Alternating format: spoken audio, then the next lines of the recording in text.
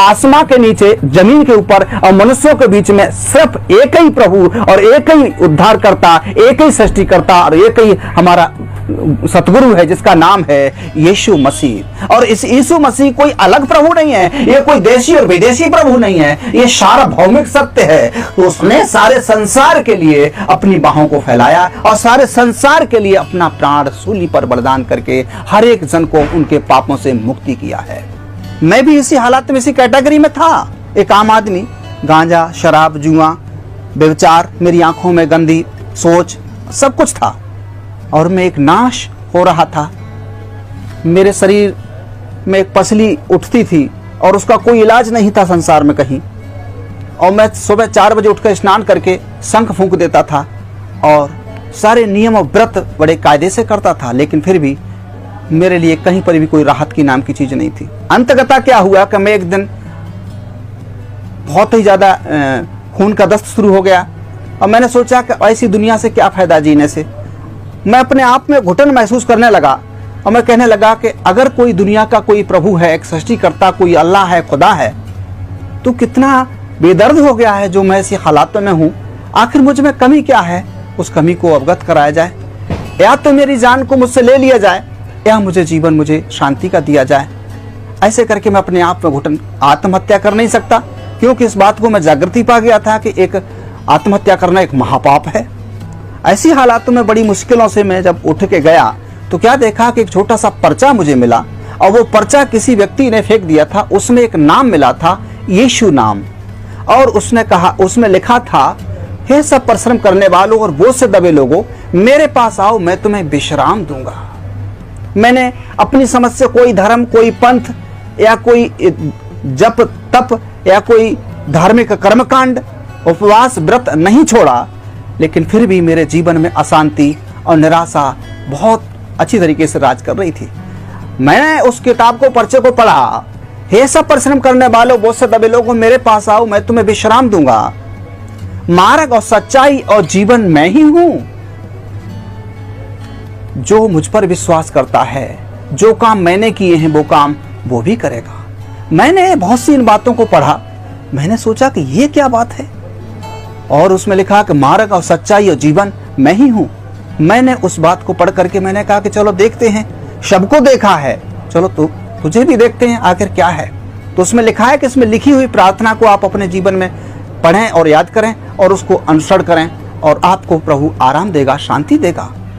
मैंने उसको वहीं से आराम पढ़ा और वहीं से मेरे लिए शांति का मुझे अनुभव हुआ। लिखे हुए पते पर मैंने और कुछ मंगाया, फिर वो कहीं पर कहाँ होता था इसका सत्संग, मैंने उसके बारे में जानने के लिए काफ़ी कुछ प्रयास किया, कहीं मिला, बहरहाल मुझे शांति नहीं मिली।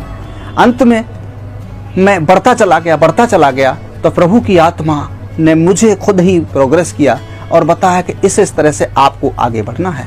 तो फिर मैंने इस तरह से प्रभु को 3 दिन का फास्टिंग उपवास व्रत रखा और रखने के बाद प्रभु ने मुझे अपने सामर्थ्य से, अपनी आत्मा से वो अलौकिक शक्ति और सामर्थ्य से भर दिया जो कि मैं कभी भी स्वप्न में भी नहीं सोचा था।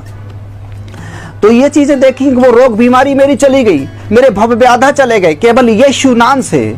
और उसका वचन ये बताता है कि मैं अपनी शांति तुम्हें देता हूं। संसार में कोई भी व्यक्ति अपनी शांति दूसरे को नहीं दे सकता।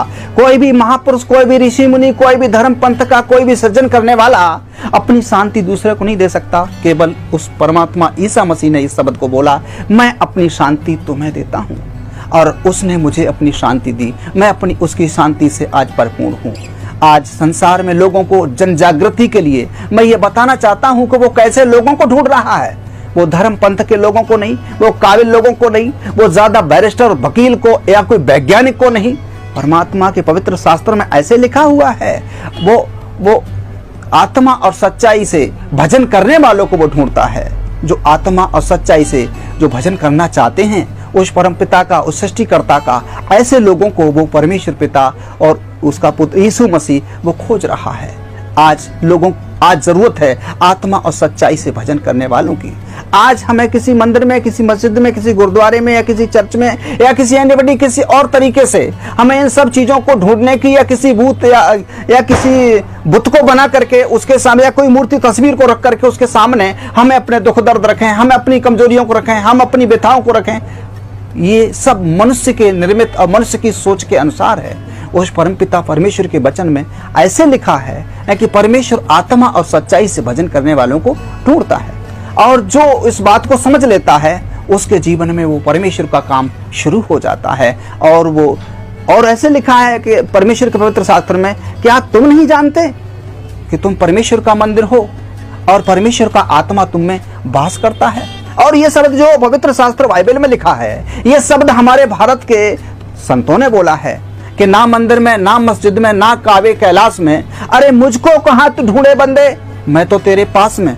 वो हमेशा हम में है, मुझ में है, लेकिन कभी भी हम लोग उसको ढूंढने का प्रयास नहीं करते, और करते भी हैं तो एक दूसरे के गुरु या महंत के द्वारा, एक नए नए योगा के माध्यम से, नए नई क्रियाओं के माध्यम से उसको हम अपनी ताकत से, अपनी बुद्धि से खोजने का प्रयास करते हैं। ये बिल्कुल नामुमकिन है, बिल्कुल असंवैधानिक है, ये ईश्वरीय विधान के अनुसार नहीं है। परमात्मा तो जगत के मूर्खों को बुला रहा है, जो न किसी काम के लायक है, दुनिया में लोगों ने उसको अलग कर दिया है, सारे संसार के लिए बुला रहा है। और वो कह रहा है, हे सब परिश्रम करने वाले बहुत से दबे लोगों, मेरे पास आओ, मैं तुम्हें विश्राम दूंगा। आज लोग नाश हो रहे हैं, आज लोग फांसी खा के मर रहे हैं, आज भूत व्याधा से जकड़े हुए लोग हैं, आज कैंसर से मर रहे हैं, हजारों बीमारियों से जकड़े हुए हैं, लेकिन परमेश्वर पिता की बाहें संसार के लिए हुई हैं। वो बुला रहा है, वो कह रहा है कि मैं इसलिए आया हूं ताकि लोग नाश ना हो और जीवन पाएं, और बहुतायत से जीवन पाएं। लोगों, मैंने ये जीवन पाया है। मैं एक छोटा सा सत्संग